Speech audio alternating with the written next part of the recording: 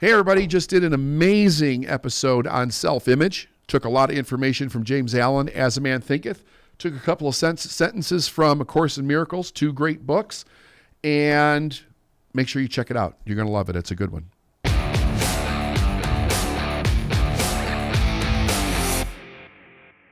The best book on personal responsibility that I think has ever been written and that I've ever read is As A Man Thinketh by James Allen. And today I want to talk a little bit about how do we build a self-image that allows us to not only be the person that we want to be in order to be successful, but to keep our mind open to the changes that are required for us to make so that we can literally grow as human beings, and also stay open to the different opportunities that show up in our life that will allow us to go to the next level. Because one of the most exciting things about life is that the things that you don't know that show up that are opportunities that will take you to the next level or a quantum leap, or open major doors for you that you need open. And in order to do that, people can go through it a little bit blind, so to speak. In other words, you can be an unconscious competent. You can get results without understanding how you're getting the results. The biggest difficulty with that is that if something changes, you don't know what to change and you don't know why it changed. So that can cause a major problem. The contents in this book, though, if they're studied and they're internalized and they're really understood, one of the things about this book that's so great is that it really drives home the idea that what I become is what I manifest in life. So my number one focus needs to be on what am I becoming as a person. And that's also how you reverse a bad self-image or a low self-esteem, and you literally change it to something that's ironclad. So I'm just going to read you this little poem here that starts off in As A Man Thinketh, and because I think it's pretty cool and it's really indicative of the way that life shows up for us. He says, "Mind is the master power that molds and makes, and man is mind, and evermore he takes the tools of thought, and shaping what he wills, brings forth 1,000 joys, 1,000 ills. He thinks in secret, and it comes to pass. Environment is but his looking glass." And I'll never forget the first time I read this, I didn't know what the hell a looking glass was. I had to look it up and find out it's a mirror. But that makes sense. Environment is our mirror. So one of the things that Alan is saying as he gets into this is that life, the way that we experience it, if you experience it from the aspect of, I'm going to be responsible, the way your life is showing up is a mirror of yourself. And I'll tell you what, when you're first hearing this, that it could be something that you don't want to hear. If there's bad things that are happening in your life, if you're losing stuff, if people are walking away from you, if you have addiction issues, if you've been victimized in some way, one of the last things that you want to hear is that it's your fault. So having said that, let's remove the idea of blame from this conversation.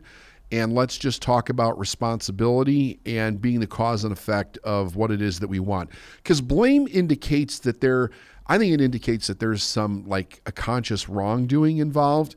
And your self-image, your self-esteem, in no way, shape, or form is a conscious wrongdoing. It happens because it's the environment that shaped you as you were growing up.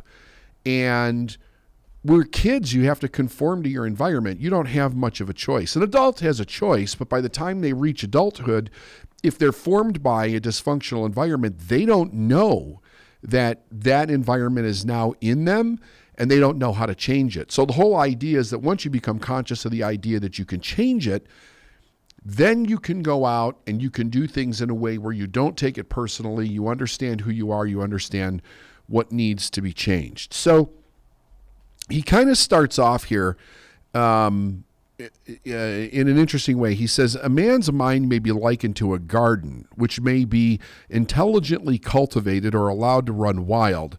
But whether cultivated or neglected, it must and will bring forth. If no useful seeds are put into it, then an abundance of useless weed seeds will fall therein and will continue to produce their kind.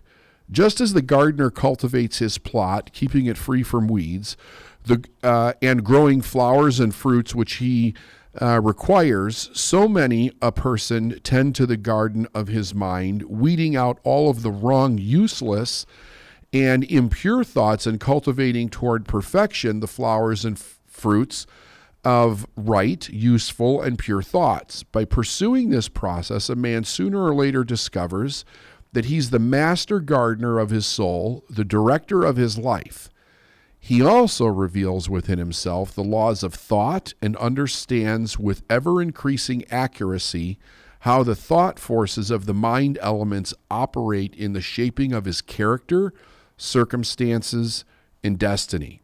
So, let's start off with this idea. I think that you sit down, you take some time. This is, if you really think about it, it's like I'm going to take myself as a being and I'm going to really take a really good look at myself. I'm going to look at my character. I'm going to look at my value system. I'm going to look at what's important to me in life. I'm going to look at the desires, the things that I want. I'm going to look at relationships. I'm going to look at my health. I'm going to look at my financial health. I'm going to look at everything. Am I doing what I love to do? If not, what am I doing? And I think a really good question to ask yourself at this point is, when you're looking at all of this, ask yourself why. Why is it that this is my life? I don't think many people ask themselves that question. Why is it that this is my life? It didn't happen by accident. It happened by the creation of suggestions that you were exposed to in your youth. Those become the foundation of how we think. When we have the foundation of how we think, we then begin to experience whatever that foundation indicates as our life. And that gets then internalized in the form of not only our core belief system, but actually how we see ourselves. Because most people look at their life and they go, I'm that. Whatever it is that they see, whatever's being reflected back to them in that looking glass, they internalize it as, this is who I am as a person. Which is incorrect from the idea that your external circumstances should never define who you are internally.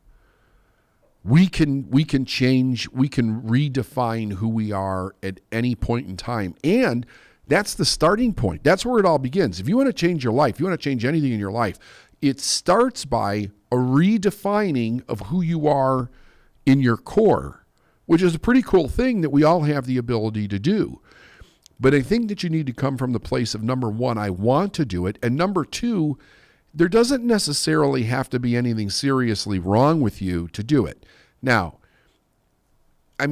there's millions of people watching this. So the idea is this. Some people might be watching this and they may have some serious issues that are wrong with them, right?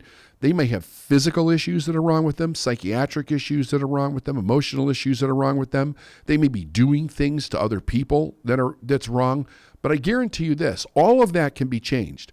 Or you could just be an average person that's not 100% satisfied with their life and you want to make a change. I don't care if you're in prison. If you're listening to this in prison, you can change.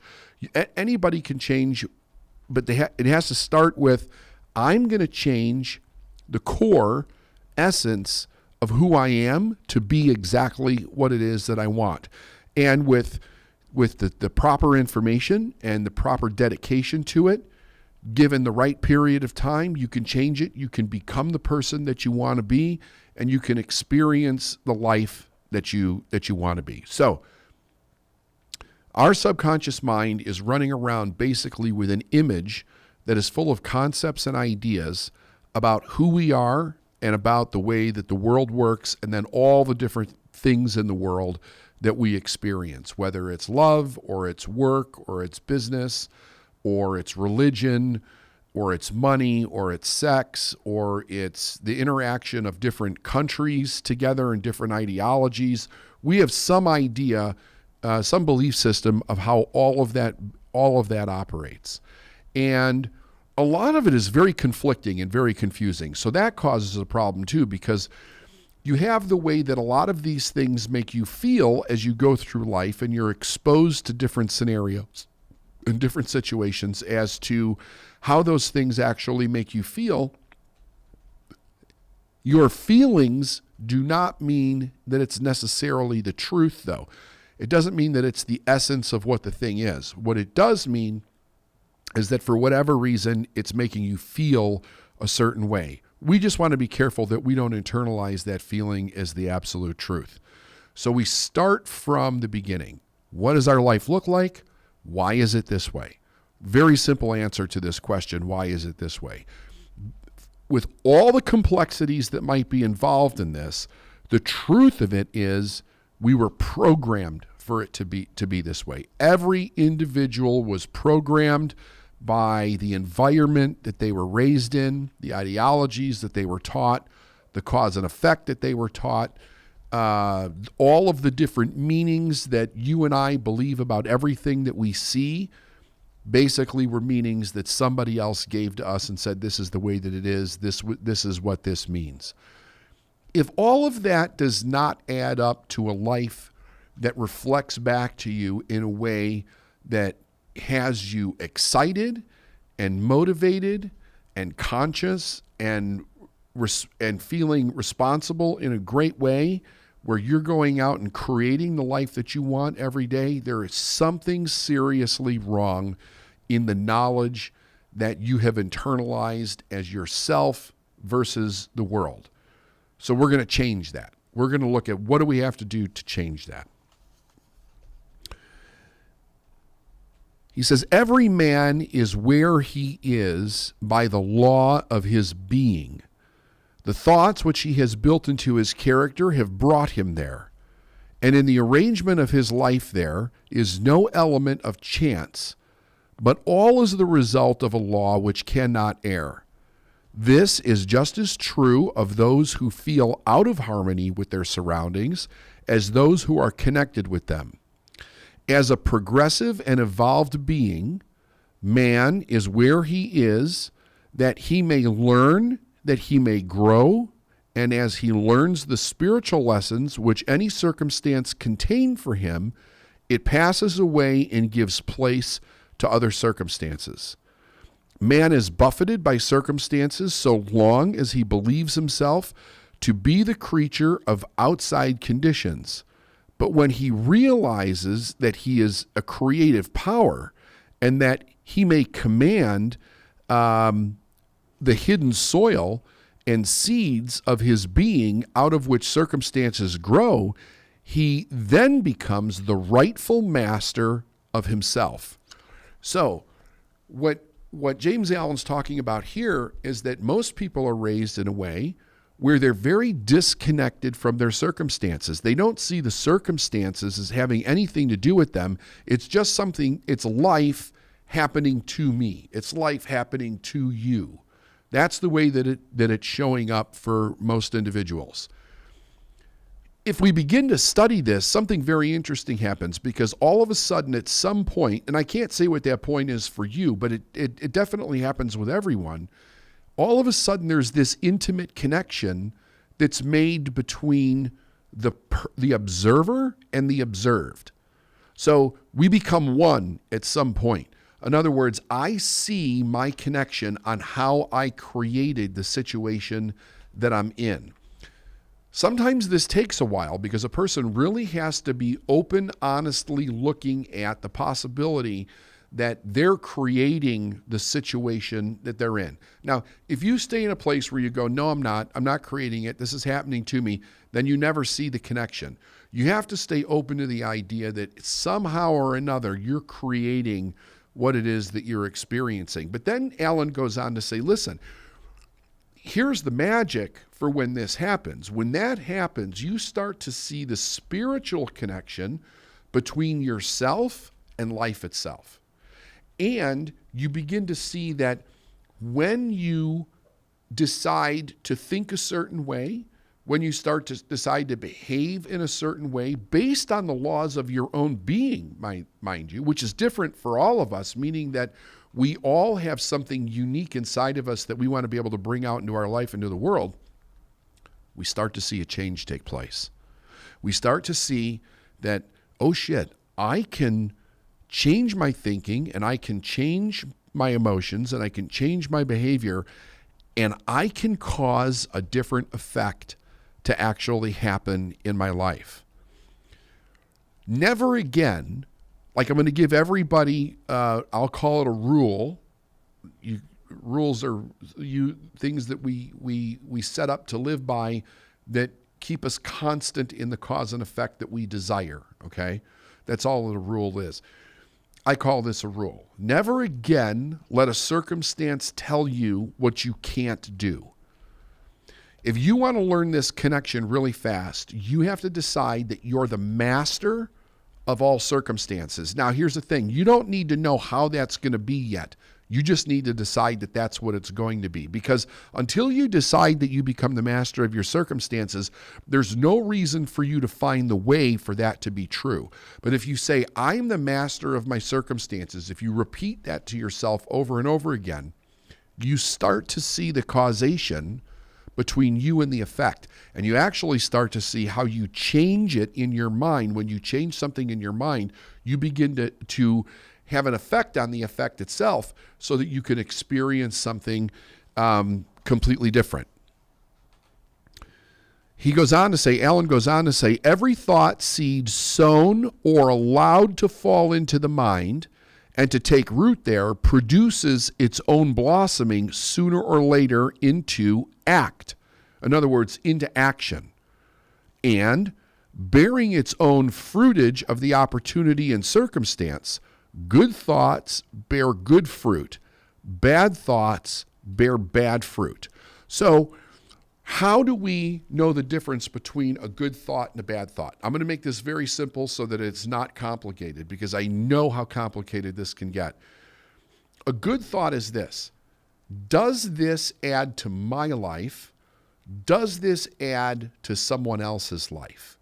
If it's not taking away from my life and it's not taking away from the life of another person, you're in a good thought. Now that leaves a lot open, right? What it takes away is all of the false judgments that the world puts on us between something that's good and bad. The whole idea of life is that I want to live to be the best me that I can be, and in the actions that I take, I want to benefit mankind. I want to benefit humankind as I begin to move forward and do things. There's all kinds of different things. There's millions of different things that the individual wants to do, that the individual wants to be, to express, to help, to contribute. It's different for all of us. So you have to ask yourself, when that comes up for you, is that good? Does it contribute to you? Does it contribute to someone else? If it does, then you're in a good thought process. All right, let's move on here.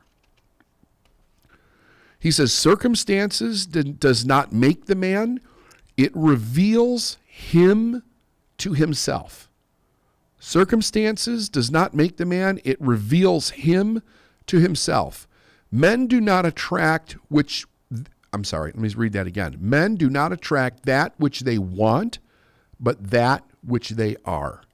Now, for you ladies out there, for you women, I realize this was written in the early 19th century. It's written in the masculine. I'm not changing his wording, so understand that it's written in the masculine.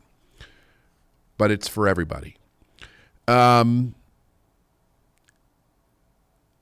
Men do not attract which they want, but that which they are. So, again, very powerful, very in your face, very matter of fact, very much, here's what's showing up in my life. This is a reflection of who I am. People are always confused by this. They say, but a bad thing happened. I'm not a bad person. No, you're probably not a bad person. But are your thoughts in the gutter? Are you being negative? Do you assume that not good things are going to happen for you? Do you assume the worst? Do you bring a lot of drama to things? That's enough to be able to create things in your life that you don't like. Because you're giving we're creative beings. We're creative beings. Our greatest power is our ability to choose. If we choose to give negative meaning to something, then the thing that we're giving negative meaning to can only reflect back to us the meaning that we give it. It doesn't have the ability to change. And you might think to yourself, but yeah, it's the negative thing that's causing me to think negative. That's only because you have not trained yourself by the law of polarity to see the positive in the thing that you're experiencing as negative. Everything has to have a positive side to it. Every single thing has to have a positive side to it. Our responsibility as human beings is to train ourselves to be able to see both sides. We don't want to go through life just Pollyanna or just completely negative, only seeing one side. We want to be able to see the truth. And to see the truth, we have to see both sides of things so that we can make an accurate determination on the meaning that we want to give it, to determine how does this support my life? How does it support me going forward? How does that support mankind as a whole? Next. Law, not confusion, is the dominating principle in the universe. Justice, not injustice, is the soul and substance of life. And righteousness, not corruption, is the molding and moving force in the spiritual government of the world. Now, this being so, man has but to right himself to find that the universe is right, and during the process of putting himself right, he will find that as he alters his thoughts towards things and other people, things and other people will alter toward him. Now, this is the concept that we want to come from as far as changing our self-image. We have to see ourselves worthy of the thing that we want in life, the thing that we want to become, the thing that we want to do, the good that we want to add to life. And if we want to come from a place where there is a real solid viewpoint, determination, like how do we take this to a really high standard? There's this quote in this book that I've read that I think it's absolutely beautiful in the consciousness, the way that it's written for the human being as a value proposition to hold ourselves to so that we can continue to create the goodness, the greatness, the prosperity, the friendships that we desire in the world. And it's basically this: the truth about you is so lofty that nothing unworthy of God is worthy of you. Choose then what you want in these terms, and accept nothing that you would not offer to God as wholly fitting for him. Now think about that. I'm going to read that to you one more time. It's one of the most powerful things that I've ever read as far as how do we change our self-image to create the world that we want. The truth about you, the truth about me, the truth about every person is so lofty, meaning so great, that nothing that is unworthy of God is worthy of you. So if you look at God or the universe as the highest worth in the universe, nothing that's unworthy of that is worthy of you. Anything lower than that is not worthy of you. That's how great we have to start to see ourselves. But not from an entitled perspective, from a truth perspective. We never get anything without cause and effect. And then it says, choose then what you want in life based on these terms, and accept nothing that you would not offer to God as wholly fitting for God. So if you would not offer something as a gift to God as being wholly fitting for God, why the hell would you offer it to yourself? Why would you allow it in your life? Why would you allow it in your behavior? Why would you allow it in your business? Why would you allow it in your marriage? Why would you allow it in your health? Why would you allow it anywhere? This is something to really aim for when we're thinking about, how do I want to change my self-image so that I create the desire of the life that I want for myself? I mean, we're only here for a short period of time, and we can live it any way that we want. We don't want to spend our entire life getting ready to live it in some way. We want to create internally the way we want to experience the world and then say, I'm the cause. How do I install that cause in me? How do I behave that way? How do I think that way? How do I expect that way in my life so that I can have the greatest things in my life come to me? I can do and contribute in the greatest way, and I can add to the world in the greatest way. So I'm going to read this one more time. I think it's that powerful. The truth about you is so lofty that nothing unworthy of God is worthy of you. Choose then what you want in these terms, and accept nothing that you would not offer to God as wholly fitting for him. I think it's absolutely fantastic. The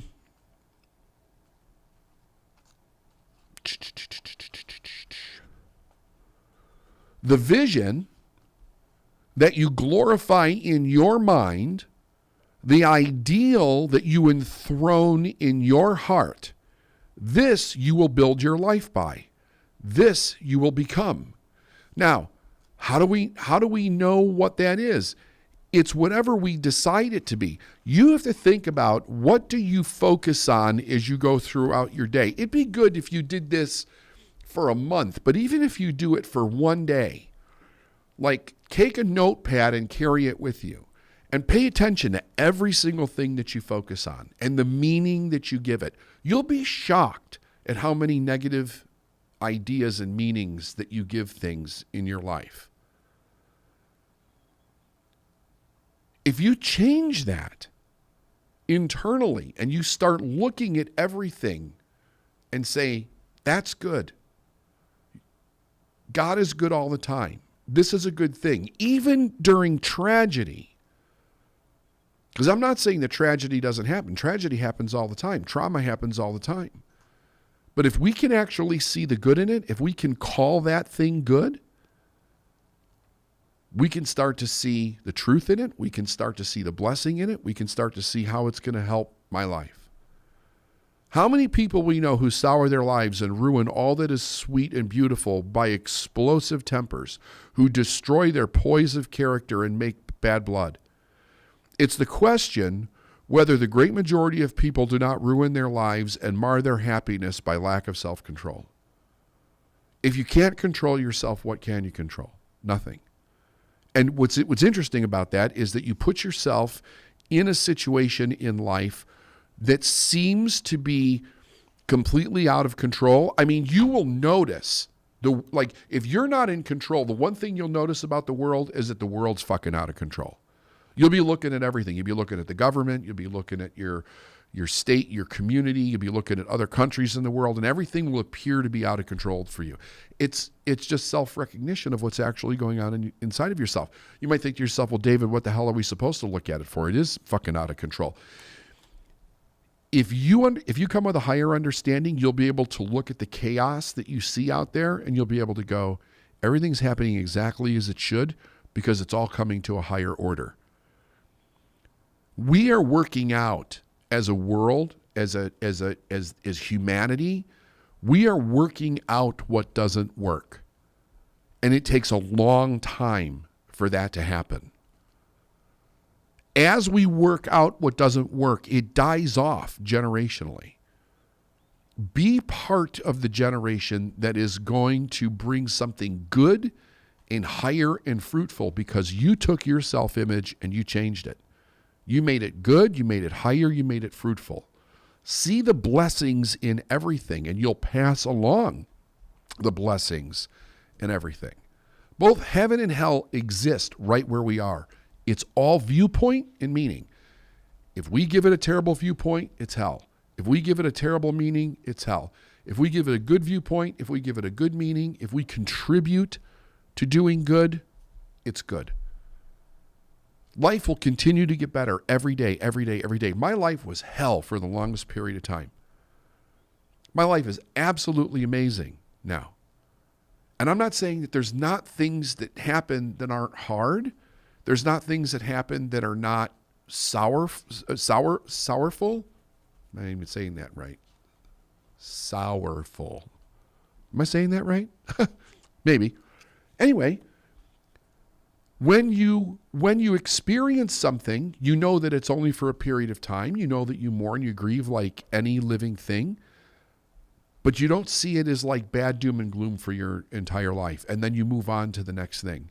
You can be happy, healthy, and wealthy. There's absolutely no question. It all starts with changing your internal self-image of yourself. Listen to this lesson over and over and over again. Start making a list of what you want to confirm for yourself as a way to be and a way to see in the world. And you'll change it. You'll change it very, very quick. Okay? All right. Go out there and do it. Have a great day, guys. Hey everyone, just wrapped up an amazing episode on self-image and a way to change your internal experience to completely change your external experience. I hope you enjoyed it. Sign up for our channel, leave comments below, and pass it on to a friend that you love. See you soon.